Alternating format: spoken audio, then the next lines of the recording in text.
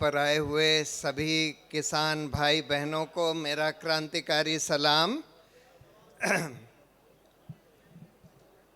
100 दिन से ज़्यादा हो गए एक विश्व का अद्भुत आंदोलन दुनिया को देखने को मिला। यहाँ हिंदुस्तान में दिल्ली के चारों तरफ, जहाँ लाखों किसान भाई बहन बच्चे सब आकर सड़कों पर ठंड में गर्मी में बगैर पानी के बगैर बिजली के कई बार यहाँ पर आकर बहुत शांतिपूर्ण तरीके से अपना आंदोलन इन 3 काले कानून और एमएसपी लेने के लिए कर रहे हैं। ऐसा आंदोलन पहले कभी नहीं देखा गया, जिसमें कि के अलावा यहाँ पर लाखों गरीब लोगों को लंगर खिलाया जा रहा है, जहाँ पर सबकी मेडिकल व्यवस्था करी गई है, जहाँ पर लाइब्रेरी वगैरह बना दी गई है। लेकिन इतने बढ़िया आंदोलन को सरकार ने बदनाम करने के लिए हर तरह की साजिश रची, और जो गोदी मीडिया, जिस मीडिया को इन्होंने अपने कब्जे में कर लिया है, उसके द्वारा पहले ये प्रचार किया कि ये तो कांग्रेस के दलाल हैं, फिर ये प्रचार किया कि ये तो खालिस्तानी हैं, आतंकवादी हैं।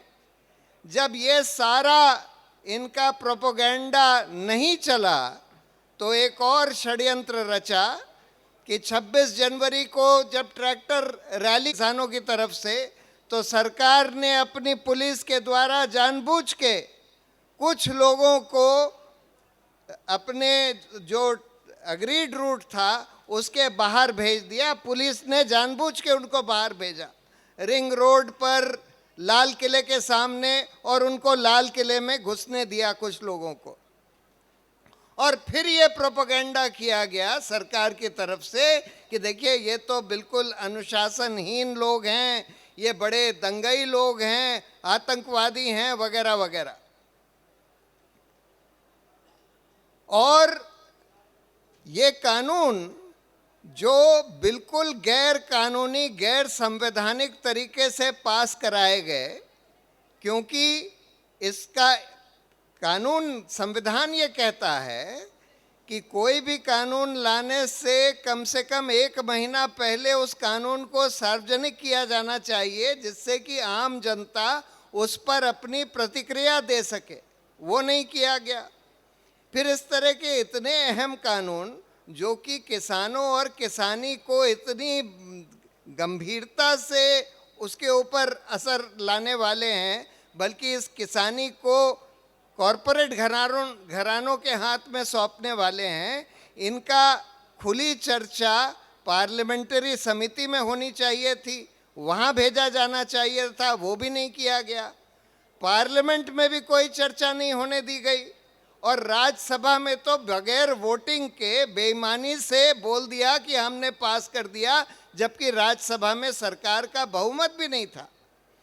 तो ऐसी स्थिति में जब इतना बड़ा आंदोलन हिंदुस्तान में हुआ, तो सरकार को ये कानून वापस ले लेने चाहिए थे, लेकिन उसका उल्टा उन्होंने किया। उनके लिए तो ये मूंछ की बात हो गई, मूंछ की लड़ाई बन गई सरकार के लिए कि हम कैसे वापस ले लें, हमारी तो मूंछ नीची हो जाएगी।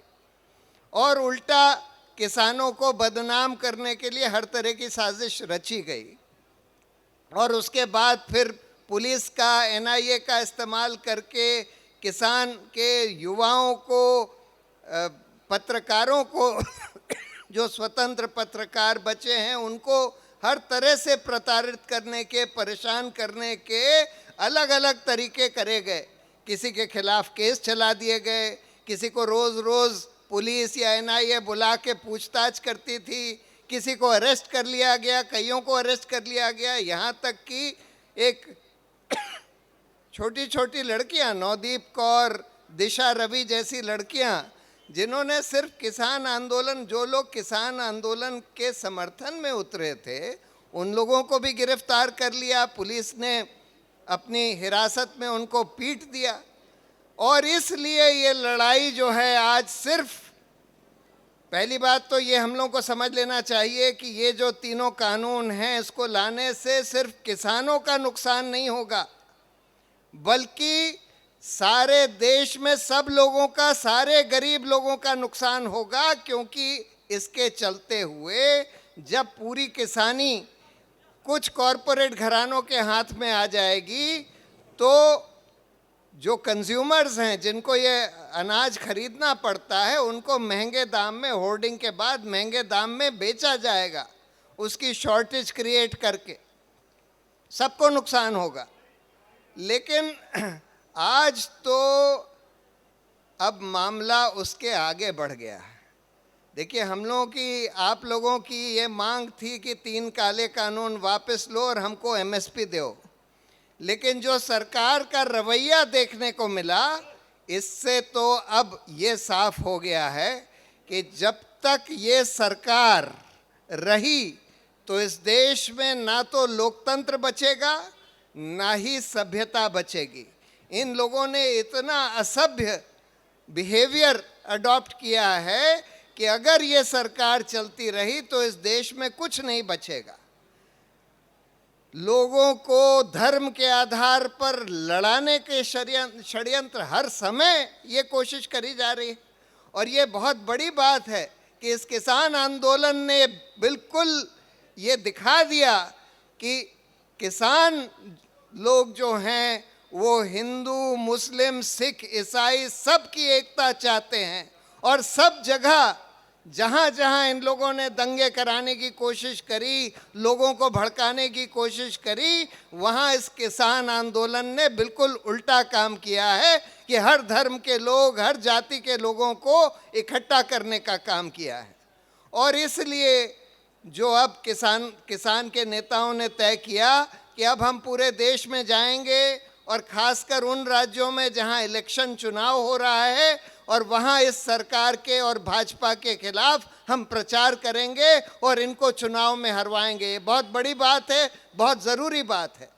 और इसी कड़ी में आज यहाँ से अभी थोड़ी देर में एक साइकिल यात्रा निकल रही है जो कि कन्याकुमारी जाएगी। सबसे पहले कन्याकुमारी से फिर शुरू होकर और कश्मीर तक आएगी, पूरे देश में हर राज्य के थ्रू होकर, और वहाँ पर पूरे देश में किसानों की आवाज़ सुनाएगी। किसानों का जो मुद्दा है वो ले जाया जाएगा और इस भ्रष्ट व्यवस्था, अमानवीय व्यवस्था को जड़ से उखाड़ने का ये काम करा जाएगा। और मुझे पूरी उम्मीद है कि आप लोगों के जज्बे की वजह से अब जल्द ही वो दिन आएगा जब कमाने वाला खाएगा, लूटने वाला जाएगा और नया ज़माना आएगा। जय हिंद, जय भारत।